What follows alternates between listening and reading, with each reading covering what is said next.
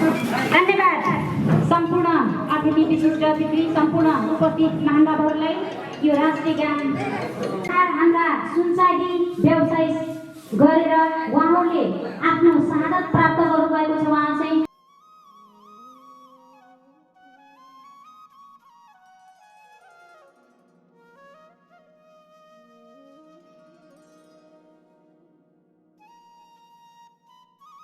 हाम्रो सुरक्षा अवश्य हुन्छ भनेको सोच गरेका थियौँ र आज 4 पसल चोरी हुँदाखेरि पनि 3 वर्ष बित्दाखेरि पनि ती चोरफटाहरू एउटा पनि नपक्रिएको कारणले गर्दाखेरि मलाई दुःख बहुत लागेको छ। आज सुनजाति भन्दाखेरि अवहेलना गरेको जस्तो महसुस हुन्छ। होइन भने ती चोरहरूलाई पक्रेर एउटालाई पनि कारबाही गरिदिएको भए हामी आज खुसी।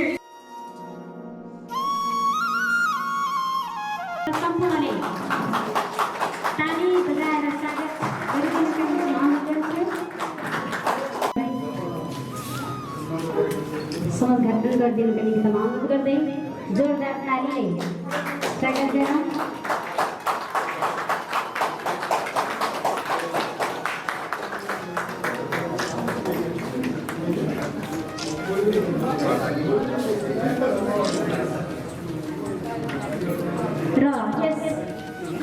ब्यानरलाई पढेर उद्घाटन प्रमुखबाट चाहिँ यो माइक्रोफोनमा सम्झिन चाहन्छु। छैटौँ साधारण वार्षिक साधारण सभा 7 चैत्र 2077 कार्यक्रम गुलमिया नगरपालिका 7 बजे। धन्यवाद।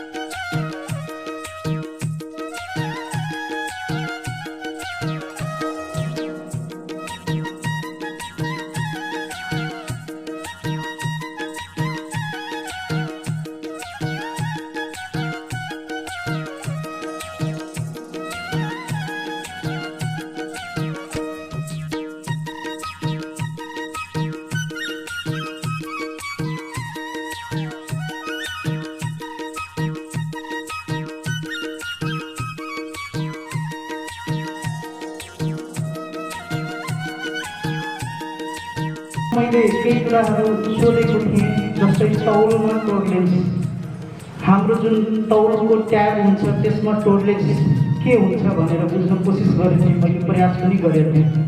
उहाँले के भन्नुभयो भने टोर्लेन्स भनेको 2-4 मिलीमा हामी दिन्छौँ, तर उहाँले 2-4 मिली भन्ने बित्तिकै मलाई कता कता लाग्यो हाम्रो जुन त्यो मापन नाप गर्ने जुन तराजु हुन्छ त्यो नै 10 मिलीबाट स्टार्ट हुन्छ। अनि 2-4 मिलीको टोर्लेन्स कहाँबाट कसरी त्यो तराजु नै हामीले 10 मिलीबाट स्टार्ट हुन्छ। अनि त्यो तराजु नाप्ने विभागले पनि त्यसमा मोहर लगाएर दिएकै हुन्छ, त्यसले त्यसलाई वैधानिकता दिएर हामीलाई यसबाट कारोबार गर्नुहोस् भनेकै हुन्छ। तर टोर्लेन्सको कुरा आउँदाखेरि फेरि 2-4 मिलीको कुरा गर्नुहुन्छ, यो कहाँबाट आयो? यसमा त 10 मिलीबाट तराजु सुरु हुन्छ भने त टोर्लेन्स त 10-20 मिलीमा हुनु पर्यो। युरोपको देशमा अमेरिका, अस्ट्रेलिया, युरोप पठाउँछ, त्यहाँ कसरी हुन्छ, त्यहाँ कसरी यो काम गरिन्छ भनेर त्यहाँ देखेर आउनुहोस्, भत्ता खानुहोस् अनि आएर नीति बनाउनुहोस्, त्यो पोसिबल छैन।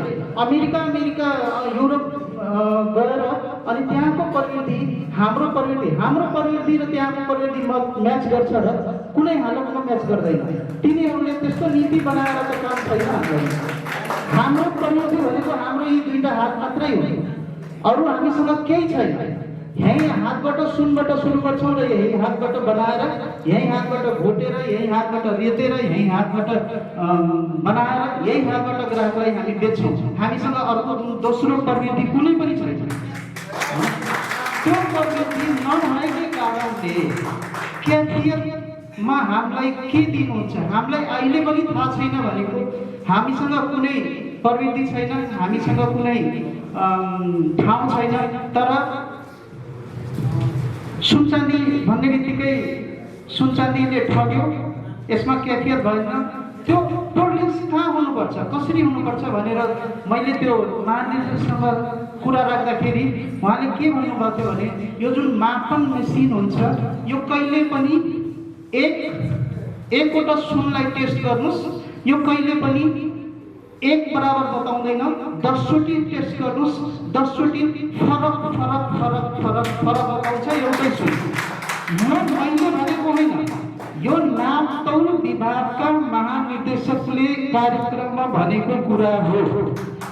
उनले के भने एउटा सुनलाई 10चोटि मापन गर्नुहोस्, त्यो फरक कैफियत बताउँछ त्यसमा भने त्यो फरक कैफियतको टोलरेन्स कति हो त्यो बुझ्न सकिए छैन हैन। अर्को कुरा अहिले लगभग प्रविधिको कुरा छ भने त्यो समस्या जसरी सुनचाँदी व्यवसायसँग आइरहेछ त्यस्तै व्यक्तिगत प्रविधिहरू त हामी पनि शुद्धता दिन खोजिरहेछौँ, हामी पनि भित्र्याइरहेछौँ, तर हाम्रो जुन मेसिन छ त्यसलाई अहिले पनि सरकारले मान्यता दिएको छैन। 15-20 वर्ष पहिला किनेको मसिनको मान्यता छ, अहिले हामीले जुन मापन गरेर नयाँ टेक्नोलोजीको 2500 लाखको मेसिन ल्याएर त्यो मेसिनमा टेस्ट गरेर शुद्धता मापन गरेर सामान निर्माण गरिरहेछौँ र उपभोक्तालाई पुर्याइरहेछौँ, त्यो मसिनको मान्यता छैन। अब यसमा हामीले के गर्नु पर्यो, कसरी गर्नु पर्यो, यतातिर अलिकति ध्यान दिनुपर्ने। 1 मिलीको काँटा किनेर अनि बल्ल कारोबार गर्नुहोस् नि। उनले किन उनी काठमाडौँबाट बाहिर निस्किँदै छैन।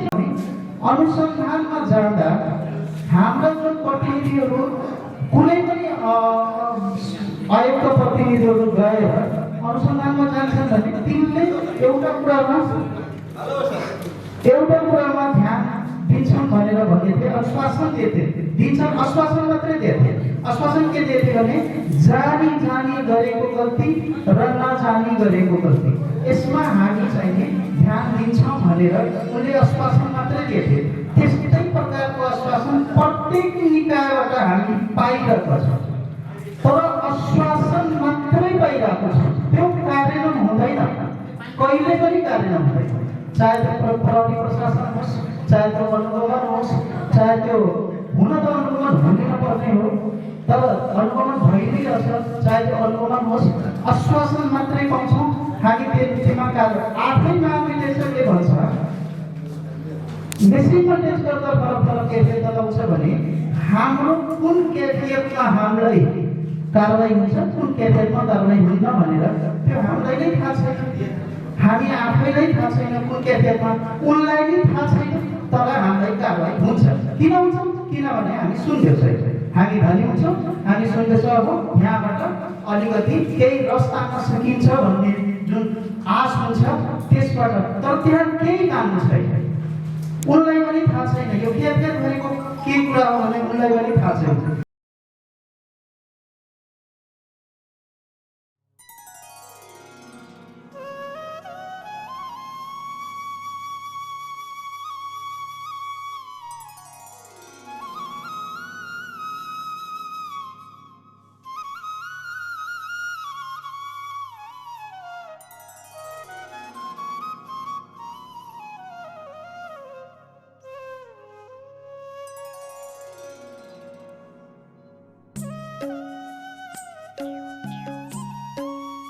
त्यहाँका जनप्रतिनिधि, मेयर, उपमेयर, वडाध्यक्ष लगायत सम्पूर्ण जनप्रतिनिधिहरूले सहयोग गरेको छ र यहाँलाई म जानकारी गराउन चाहन्छु। वास्तवमा सुनचाँदी आज व्यवसायिक अथवा ज्वेलर्स रूपमा चाहिँ हामीले पाएका छौँ। हिजो वास्तवमा चाहिँ हाम्रा पुर्खाहरूले एउटा पुर्खौली पेसाको रूपमा जुन काम गर्नुहुन्थ्यो, जसलाई यो व्यवसाय हाम्रा पुर्खाहरूले एउटा झोलामा सुनसँग सम्बन्धित काम गर्ने सामग्रीहरू झोलामा राखेर घरमा गएर बाली गरेमा र त्यही बस्ने, त्यही घरमा बस्ने, त्यही काम गर्ने जुन एउटा चाहिँ चलन थियो, त्यो कुरा तपाईँ हामी त अलि मैले सुन्दै गर्दा र पहिलादेखि बुझ्दै गर्दा हामी व्यवसायीकरण भइसकेको अवस्था छैन जस्तो लाग्छ। व्यवसायीकरण हुनका लागि धेरै कुराहरूको आवश्यकता पर्छ। हामीसँग सबैभन्दा पहिला एउटा सृजनशील मानसिकताको आवश्यकता हुन्छ। सृजनशील मानसिकता क्रिएट गरिसकेपछि अनि उद्यमशीलताको विकास गर्नुपर्छ। मान्छे जन्मिन बित्तिकै सबै कुरा बनेको हुँदैन। के बन्यो भन्ने कुरा त्यसलाई त्यो पोरेटोमा लिनुपर्छ। त्यो सोचबाट सृजनशीलताको विकास गर्दै उद्यमशीलताको माध्यमबाट अनि त्यो मान्छे बन्ने गर्छ र त्यो व्यवसाय गर्ने गर्छ।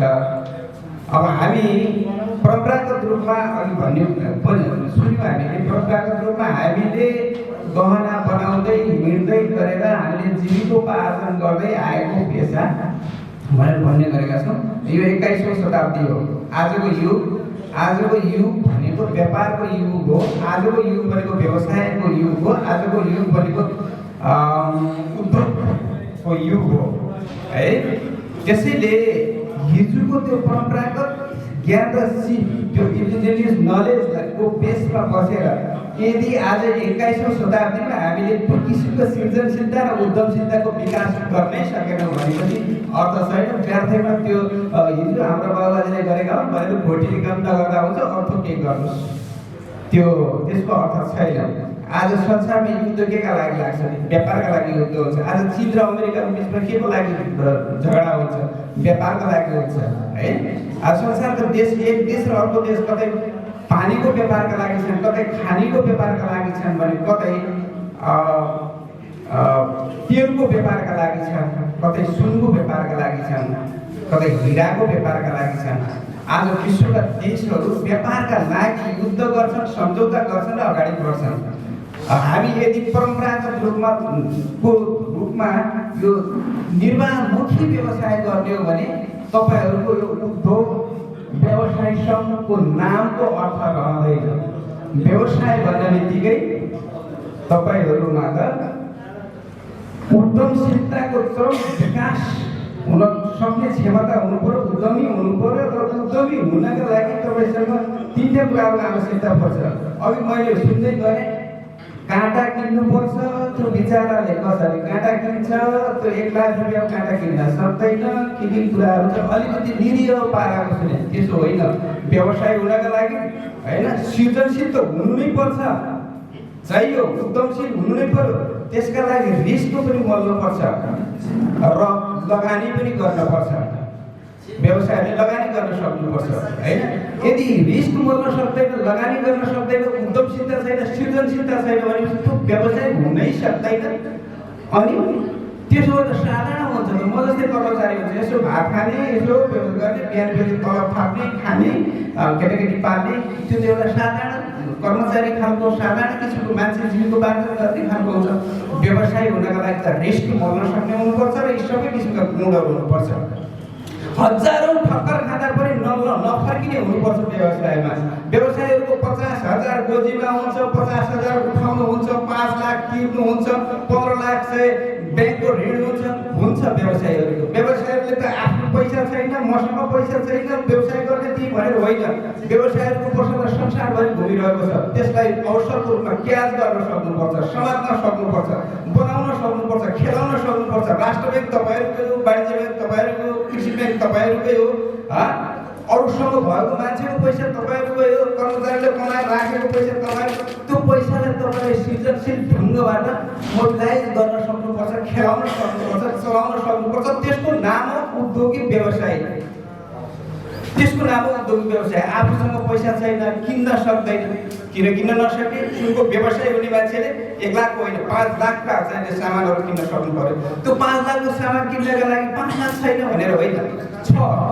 वाणिज्य ब्याङ्कसँग पैसा छ, कृषि विकास ब्याङ्कसँग छ, उद्यमशील विकास ब्याङ्कसँग छ नि हो। यस्तो किसिमको सोचको साथ तपाईँहरू व्यवसाय हुन भएर अगाडि बढ्नुपर्छ र अगाडि जानुपर्छ।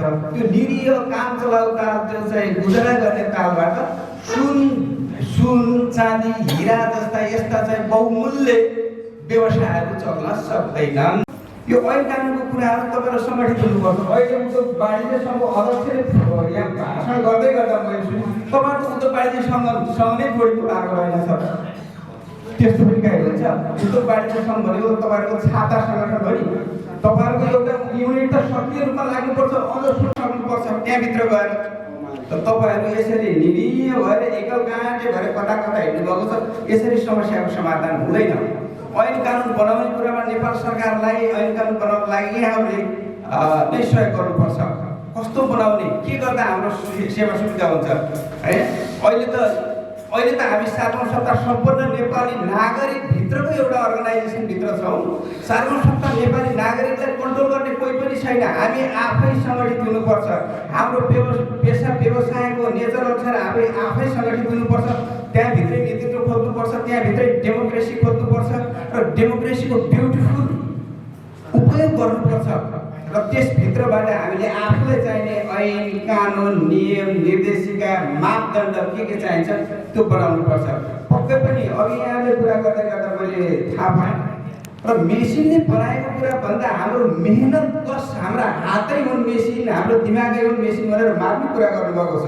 यसमा म गर्व गर्न चाहन्छु। हामीसँग त्यो सृजनशीलता छ, हामीसँग त्यो कलाकारिता छ।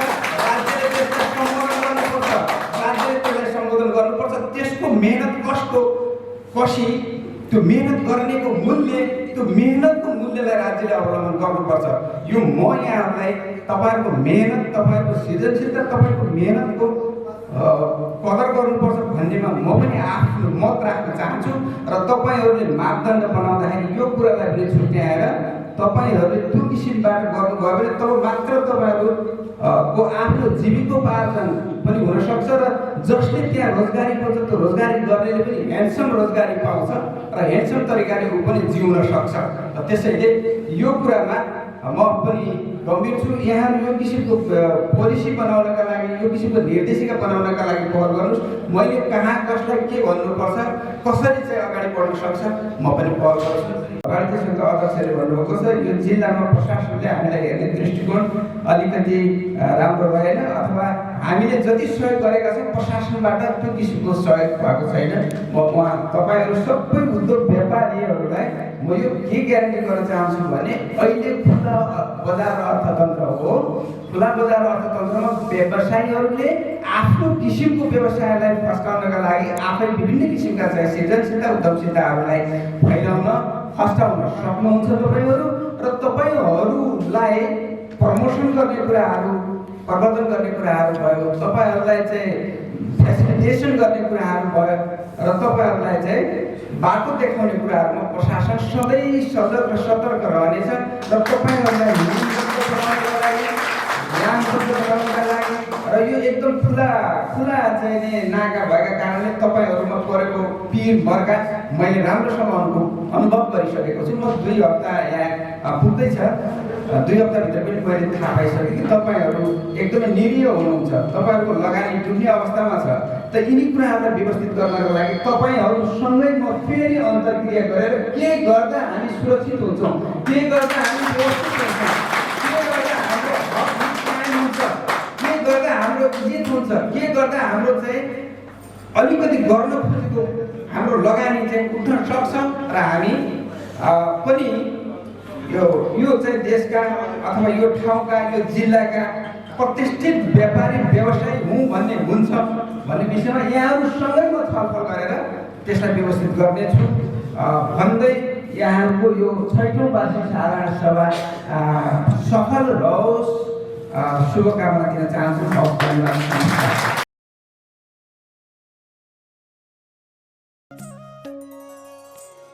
सम्मान पत्र 6औं वार्षिक साधारण सभाको अवसरमा गोर्दिया जिल्लाको प्रशासनिक क्षेत्र स्थानीय तह र ग्रामीण भेगमा प्रशासनिक रूपमा प्रमुख जिल्ला अधिकारीको तर्फबाट उल्लेखनीय योगदान पुर्याउनु भएको हुँदा उच्च मूल्याङ्कन गर्दै यस सम्मान पत्रद्वारा सम्मानित गरिएको छ। साथै आगामी दिनमा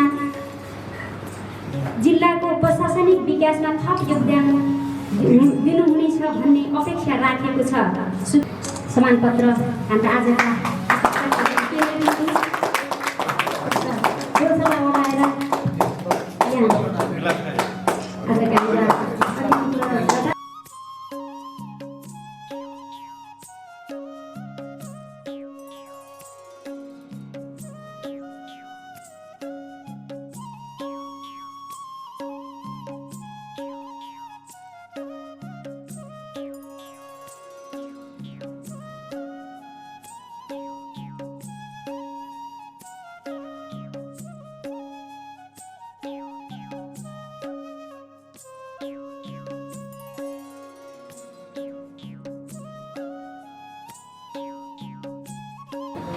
सिङ्गो संसारमै अथवा हाम्रो सिङ्गो देशले कोभिडको आक्रान्तबाट असुख रहन सकेन। कोभिडको कारणले सरकारले हामीसँग रहने वैदेशिक विनिमय सञ्चित कम भयो भनेर नै तपाईँ 20 किलो 25 किलोबाट दैनिक 10 किलो मात्रै आयात गर्ने भनेर निर्णय गर्न पुग्यो। हामीहरूले पनि सम्पूर्ण व्यवसायहरू बन्द गरेर बसेका थियौँ। ठिक छ, देशलाई आपत परेको बेलामा हाम्रो व्यवसाय पनि बन्द भएको बेलामा 20 किलो 10 किलो ल्याउँदैमा केही छैन भनेर हामीहरूले सहेर बस्यौँ। तर जब कोभिडबाट अलिकति देश तम्रिँदै गर्दा र सम्पूर्ण व्यवसायहरू सम्पूर्ण क्रियाकलापहरू खुल्ला रूपमा अगाडि बढ्दै गए र हाम्रो व्यवसाय रूपमा पनि क्रमशः खुल्दै गएपछि हामीहरूले भन्ने गऱ्यौँ अब व्यवसाय खुल्यो, हामीहरूलाई कच्चा पदार्थको अभाव भयो र सुनको आपूर्तिमा हाम्रो जुन कोटाउटी बढाउनु पर्यो भनेर सम्पूर्ण जिल्ला सङ्घ, नगर सङ्घ तथा सम्पूर्ण व्यवसायीहरूको शक्तिका साथ महासङ्घले माग गरिरहँदा अहिलेसम्म पनि कोटा बढाउन सरकार तयार भएको छ। वैदेशिक विनिमय सञ्चितको बहानामा राष्ट्र ब्याङ्कसँग भेट्दा पनि अहिले वैदेशिक विनिमय सञ्चित हामीसँग छ भनेर भनिरहेको अवस्थामा पनि अहिले बढाउन तयार छैन। त्यति बेलै बन्द गरेको 50 लाखभन्दा माथिका प्राइभेट गाडीहरू, साना गाडीहरू आयातमा त्यति बेला रोकेको थियो। कोभिड सुरु हुँदै चैत महिनामा, पोहोर सालको चैत महिनामा। तर त्यो खोलिसक्यो। आज 2 करोड 2.5 करोडका गाडी पिटेर चढ्न सक्नुहुन्छ। तर सुनलाई राष्ट्र ब्याङ्कमा भेट्न गयो, पूर्ति मन्त्रालयमा भेट्न गयो, अर्थ मन्त्रालयमा भेट्न गयो, उसलाई दोष दिने, उसलाई दोष दिने, हामी गर्छौँ भनेर अहिलेसम्म पनि त्यो जुन आपूर्ति बढाउने क्रियाकलापतिर सरकारले कुनै ध्यान दिँदैन। ल म बढाउन कोसिस गर्नेछु, यसलाई क्याबिनेटमा लैजानेछु भनेर जुन आश्वासन दिनुभएको छ, तर आश्वासन दिएको पनि 10-15 दिन भइसक्यो। हामी यति पीडित छौँ, बजारमा सुन छैन, ग्राहकहरूलाई दिने सुन छैन, व्यवसाय खोल्नु परेको छ। सम्पूर्ण कुराहरू हामीहरूका खर्चका विवरणहरू बढ्दै गइरहेका छन्, व्यवसाय गर्न पाइरहेका छन् सरकारले। त्यसकारण पनि म अहिले पनि साथीहरूलाई म के अनुरोध गर्न चाहन्छु भनेदेखि हामीहरूले माग गर्दा गर्दै पनि अझै पनि सरकारले यदि सुन्दैन र कच्चा पदार्थको आपूर्तिको लागि कुनै सम्बोधन हुँदैन भनेदेखि अहिले पनि म यो आह्वान गर्न चाहन्छु, सम्पूर्ण जिल्लाबाट हाम्रा व्यवसाय मित्रहरू आफ्नो व्यवसाय बन्द गरेर आन्दोलनमा पनि उत्रन पर्ने हुनसक्छ। यसको लागि साथीहरू तयार भएर बसिदिनु हुन म आग्रह गर्दछु। जब व्यवसाय पनि हामी कच्चा पदार्थ पाउँदैनौँ भने हामी कसरी व्यवसाय गर्ने? हामी कर तिरिरहेका छौँ, हामीहरूले सामाजिक उत्तरदायित्व वहन गरिरहेका छौँ, सम्पूर्ण व्यवसायको नियम कानुनभित्र रहेर काम गरिरहेका छौँ भने हामीहरूले व्यवसाय गर्ने कच्चा पदार्थ आपूर्तिमा नै सरकारले रोक लगाएर गर्न खोजेको थियो। सरकारले अहिले जुन सुनमा आपूर्ति गर्दाखेरि लगाउने भन्सार हुन्छ, त्यो भन्सारबाट मात्रै सुन आयातको भन्सारबाट मात्रै 13 अरब रुपियाँभन्दा बढी भन्सार प्राप्त गर्छ। हामी कम्तीमा पनि 7 अरबभन्दा बढी सुनचाँदी व्यवसायीहरूले ट्याक्स तिर्छौँ। 20 अरब रुपियाँ वार्षिक रूपमा हामी सरकारलाई अर्थतन्त्रमा टेवा पुर्याउँछौँ। तर यो व्यवसायसँग सरकारले सधैँ सौतेलो व्यवहार गर्छ। यो किन? त्यसले गर्दाखेरि पनि हामीहरू अब अझै एकजुट र जागरुक भएर लाग्नुपर्ने हुन्छ। जागिर पाएन, नपाएपछि हाम्रो बाबुबाजेले सिकाएको सिप र कलाबाट हामी आफ्नो पेट पाल्न सकिन्छ भनेर यो व्यवसायतिर आकर्षित भएर रहेको ठुलो जनसङ्ख्या छ। त्यो जनसङ्ख्यालाई कि त रोजगारी दिन सक्छ, ठिक छ, उहाँका चाहिँ तलब खाने रोजगारी दिन्छ भने हामी व्यावसायिक रूपमा रूपमा व्यवसाय गर्न सक्नेले व्यवसाय गर्नेछौँ, होइन भने हामी उहाँका चाहिँ तलब खान तयार छौँ। पत्रकार साथीहरू, प्रमुख अतिथि गइसक्नुभयो। सम्पूर्ण राज्यका संरचनाहरूलाई पुर्याइदिने, हाम्रा आवाजहरू पुर्याइदिने माध्यमहरू हजुर हुनुहुन्छ, हजुरहरूले पुर्याइदिनु होला। यदि हाम्रो पेट पाल्नको लागि उहाँका चाहिँ सजिलैसँग तलब खान पाउने वातावरण बनाइदिनुहुन्छ भने हामी 10 तोला 5 तोला सुन लिएर सबैको खप्की खाएर व्यवसाय गर्न तयार छैनौँ। हामी तलब खाएर पनि बस्न तयार छौँ, तर त्यो राज्यले दिनु पर्यो। हाम्रो बुवा बाजेले यो व्यवसायमा नलाग पढेर जागिर खाऊ भनेर पढाएका हौँ। पढेपछि जागिर नपाएर, कहीँ काम नपाएर फेरि हाम्रै बाउको पेसा यत्रै ठिक रहेछ, पेट त पाल्नु पर्यो भनेर लागेका हौँ। के ती व्यवसायलाई नहेर्ने? ठुला अरबपतिहरू व्यवसाय गरेकालाई मात्रै हेर्ने? हाम्रो स्थानीय सरकारमा बस्ने स्थानीय प्रशासनदेखि लिएर केन्द्रसम्मको भनाइ यही छ। हामीहरूको उद्देश्य त्यही हो। सुनचाँदी व्यवसायलाई फरक ढङ्गले हेर्ने जुन नीति छ, यो नीति नै गलत छ, यसलाई परिवर्तन गर्नुपर्छ भन्ने हाम्रो चाहना हो। त्यसको लागि सबै साथीहरू, व्यवसाय मित्रहरू एक हुनुपर्छ, लड्नुपर्छ, हाम्रो अधिकारहरू खोज्नुपर्छ। हामी राज्यलाई ट्याक्स तिर्छौँ, अर्थतन्त्रमा हामी योगदान दिन्छौँ, हामी रोजगारी प्रदान गर्छौँ। आज 20,000 भन्दा बढी हामी देशभरि सुनचाँदी व्यवसायहरू छौँ, दर्ता भएका मात्रै। गाउँ गाउँमा बाउबाजेको पेसो सम्झेर यसलाई आफ्नो जीविकोपार्जन गर्नेको सङ्ख्या त अझ धेरै छ। 2 लाख भन्दा बढी प्रत्यक्ष रोजगारी दिएका छौँ। 2 लाख प्रत्यक्ष रोजगारीहरूसँग जोडिएको जनसङ्ख्याको आधारमा हामी 10औं लाख परिवारहरू पालिरहेका छौँ यो व्यवसायको रोजगारीबाट। अहिले पनि हामीसँग 60% भन्दा बढी विदेशी कारिगरहरू छन्। वैदेशिक उनीहरूले पैसा लैरहेका छन्। त्यसको बारेमा अझ त्यो रोजगारीको लागि यो सुनचाँदी व्यवसायबाट प्रशिक्षित गरेर, तालिम गरेर ती 60% वैदेशिक कारिगरहरूलाई विस्थापित गरेर हाम्रा कारिगरहरू, नेपाली स्वदेशी कारिगरहरू उत्पादन गर्ने सरकारसँग कुनै योजना छैन। उसले अरू सिक्नुहोस् भनेर भन्छ। यो यत्रो रोजगारीको सम्भावना भएको क्षेत्रलाई हेर्दैन। अहिले म यसै सन्दर्भमा भन्छु, हुन त यहाँ हामीहरूले प्रमुख अतिथि बनाएर स्थानीय सरकारका उहाँहरू भन्नुहुन्छ अहिले त 3 तहको सरकार छ। जति नै काठमाडौँको सिंहदरबारमा बस्ने प्रधानमन्त्रीको सरकार प्रमुखको हैसियत हो, हामी यहाँ नगरपालिकामा, गाउँपालिकामा बस्ने पनि हामी त्यति नै अधिकारवाला छौँ। हाम्रो हातमा त्यति अधिकार छ भनेर उहाँहरू सरकार प्रमुख हो, हामीलाई मान्नुपर्छ भनेर हिँड्नुहुन्छ।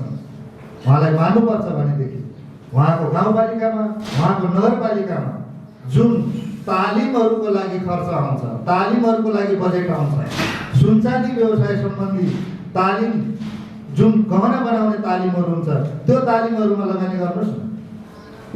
तालिममा लगानी गर्नुहोस्, विदेशी कारिगरहरूलाई विस्थापित गर्नुहोस्। त्यसको लागि हामी हातेमालो गर्न तयार छौँ। त्यसपछि रोजगारीको सिर्जना हुन्छ। रोजगारीको सिर्जना भएपछि देशमा विकास हुन्छ।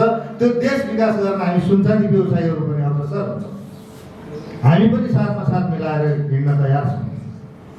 सुनचाँदी, सुन हामीले व्यवसायले आफूलाई लगाउनलाई हामीले आयात गरिदिनुहोस् भनेको होइन। सुन नेपालको संस्कृति, कला र परम्परा, रीतिरिवाज जोगाउनलाई प्रयोग गरिने चिज हो। मान्छे जन्मदादेखि मृत्यु संस्कारसम्मलाई सुन आवश्यक पर्छ। सुन नेपाली जनतालाई चाहिएको हो। सुन नेपाली जनताले आज एउटा विवाह गर्दा, उसको छोराको पास्ने गर्दा, ऊ मृत्यु संस्कारमा पर्दाखेरि पनि, मृत्यु संस्कार सम्पन्न गर्दाखेरि पनि उसलाई सुन चाहिन्छ। त्यो सुन पुर्याउने माध्यम मात्रै हो हामी। के जनतालाई आवश्यक परेको सुन सरकारले उपलब्ध गराउन नपर्ने? सरकारले मौलिक अन्तर्गत हाम्रो संविधानमा लेखेको छ, आफ्नो सम्पत्ति जोड्न पाउने, किन्न पाउने र राख्न पाउने अधिकार सुनिश्चित गरिएको छ। जनताले सुन किनेर राख्न पाउने कि नपाउने? किनेर राख्न पाउने उहाँ जनताको मौलिक अधिकार हो भने त्यो सुन आयात गर्न सरकारले पर्छ कि पर्दैन? जनताको मौलिक अधिकारको रक्षा गर्ने हो भने जनताले सुन चाँदीका गहना लगाउन पाउनुपर्ने, सुन चाँदी सम्पत्तिको रूपमा राख्न पाउनुपर्ने अधिकारको ग्यारेन्टी गर्नुपर्छ कि पर्दैन? त्यो ग्यारेन्टी गर्दाखेरि सुन नेपाली जनतालाई आवश्यक पर्ने सुन आयात गर्नुपर्छ कि पर्दैन? यसतर्फ पनि म राज्यको ध्यान आकर्षण गर्न पर्छ। राज्यले जनतालाई आवश्यक परेको सुन, जनताले आफूले गहना लाउन पाउनुपर्ने सुन, सम्पत्तिको लागि उनीहरूले राख्न पाउने सुन, उनीहरूको अधिकारको कुरो, त्यसको ग्यारेन्टी राज्यले गर्नै पर्छ। यो सरकारको कर्तव्य हुन जान्छ। कति गर्छौँ भनेदेखि अनुगमनको कुरा जहाँ छ, म अहिले सिडिओ साहबलाई पनि सुनाउने थिएँ, तर सिडिओ साहब हतार गरेर जानुहुन्छ, किनभने उहाँहरू सिटिमिटी कुरा सुन्न चाहनुहुन्न। धेरै कुरा सुनेपछि त्यो लागू गर्नुपर्ने हुन्छ, लागू गर्दाखेरि उहाँहरूलाई अप्ठ्यारो पर्छ।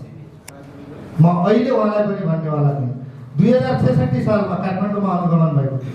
अनुगमन भएपछि हामीहरू देशभरिकै सुनचाँदी व्यवसायीहरू आन्दोलित भएर 11 दिनसम्म पसल व्यवसाय देशभरिका बन्द गरेर आन्दोलन गरेका थिए।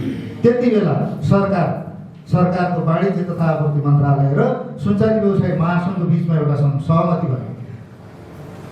15 दिनभित्र मापदण्ड निर्देशिका सुन चाँदीको कुनै कानुनै छैन। अहिले पनि कसैले भनेर कानुन बनेको छैन सुन चाँदीको लागि छुट्टै।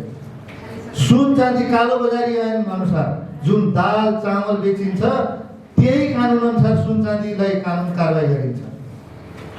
चामल फिर्ता लिनुपर्छ, कपडा फिर्ता लिनुपर्छ, पर्दैन। सुन फिर्ता लिनुपर्छ, किन्नुपर्छ। त्यो अनुसार पनि सुन र अरू व्यवसायको कानुन फरक हुनुपर्छ भन्ने हाम्रो माग। सुन बनाउँदाखेरि कुन प्रविधिबाट बनाइन्छ, फिर्ता लिँदाखेरि त्यो जुन विदेशबाट आउने 49 सुन हुन्छ, त्यो 49 सुन र हामीले गहना बनाइसकेपछि हुने जुन गुणस्तरको टोलरेन्स हुन्छ, जुन गुणस्तरको फरक हुन्छ, त्यसलाई कसरी सम्बोधन गर्न सकिन्छ, त्यो भनेको के हो? त्यो कानुन नभएसम्म हामी कसरी काम गर्न सक्छौँ? हामी 49 सुन किन्छौँ, यहाँ हातले बनाएर हामी बेच्छौँ, बेचिसकेपछि त्यो 49 नै रहनै सक्दैन, त्यो हुनै सक्दैन। तर सरकारले 49 माग्छ, त्यो 49 भएन भने हामीलाई 15 दिन 25 दिनभित्र राख्छ, 2-2.5 लाख रुपियाँ बिगो अनुसार हामीलाई जरिवाना तिराएर हामीलाई छोड्छ। यो 12 जनाको केसमा पनि त्यही भयो। हामी हातले बनायौँ, हातले बनाएको चिज लगियो, टेस्ट गरियो, टेस्ट गर्दाखेरि पनि अघि नै साथीले भने चाहिँ त्यो कति वर्ष पुरानो हो, त्यसले सुन चेक गर्छ कि गर्दैन थाहा छैन। त्यो सुन चेक गर्नलाई भनेर ल्याइएको पनि होइन, त्यो मसिन ल्याउँदाखेरि सुन यसरी व्यावसायिक रूपमा अगाडि बढेकै थिएन। त्यसमा लगियो, तपाईँहरू दोषी हुनुहुन्छ भनियो, उहाँहरूलाई 25 दिनभित्र राखियो, निकालेर गएर 2-2 लाख रुपियाँ 1.5 लाख रुपियाँ जरिवाना हालियो।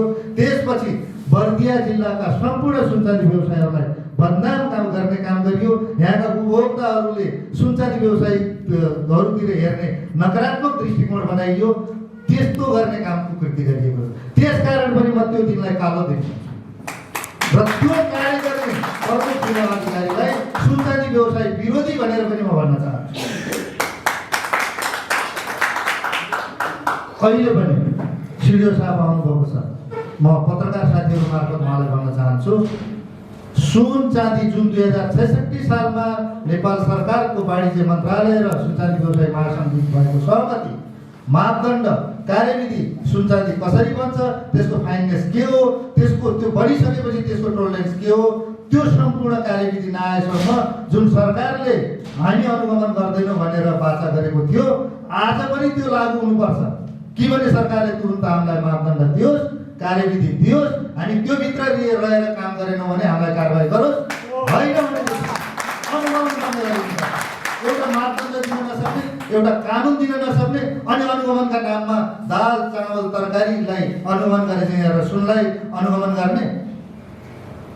जनताको सुन किनेर आफूले लगाउन पाउने, राख्न पाउने र पैसा चाहिँदाखेरि बेच्न पाउने अधिकारलाई कुण्ठित गर्ने। हामी सुन कसरी किन्ने, सुन बेच्छौँ, सुन कसरी किन्ने? कहिले त्यो गुणस्तरको नाममा, कहिले हामीलाई त्यो चोरीको खरिदको नाममा, हामीलाई जेलभित्र जुन एकदमै नकारात्मक रूपले व्याख्या गरेर हामीलाई भित्र राखिन्छ। हामी सुन कसरी किन्ने? जब हामीले सुन किन्दैनौँ भनेदेखि जनताले सुन किन्न पाउने, लाउन पाउने, राख्न पाउने र पैसा चाहिँदा बेच्न पाउने अधिकारको ग्यारेन्टी भयो कि भएन? त्योतिरतर्फ हेर्ने कि हेर्दैन? त्यो हुँदै भएन। उनीहरूले जनताले आफूलाई पैसा चाहिएको बेला बेच्न पाउनुपर्छ, त्यो बेच्दाखेरि सहज तरिकाले व्यापारीले किन्न पाउनुपर्छ। त्यसको लागि ऐन, कानुन र मापदण्ड बन्नु जरुरी छ। त्यो नबनेसम्म व्यवसायीहरूलाई धरपकड गर्ने, दुनियाँभर यो गर्ने, सुनचाँदी व्यवसाय धेरै भए तिनलाई कम गर्नु पर्यो भन्ने। त्यसो भए त म सिडिओ साहबलाई आज तत्कालीन सिडिओ साहबलाई आज भन्न चाहन्छु, धेरै मान्छे पढेर जागिर नपाएर आन्दोलनहरू हुन थाले। स्कुल बन्द गरिदिनुहोस्, पढ्दैनन्, जागिर गर्दैनन्, तपाईँहरूसँग हाइसिक्का छ। धेरै भयो भनेर बन्द गर्ने, कारवाही गर्ने, पढ्नेलाई कारवाही गर्नुहोस्। तिनले जागिर गर्दैनन्, जागिर माग्दैनन्, हाइसुकै सरकार हो।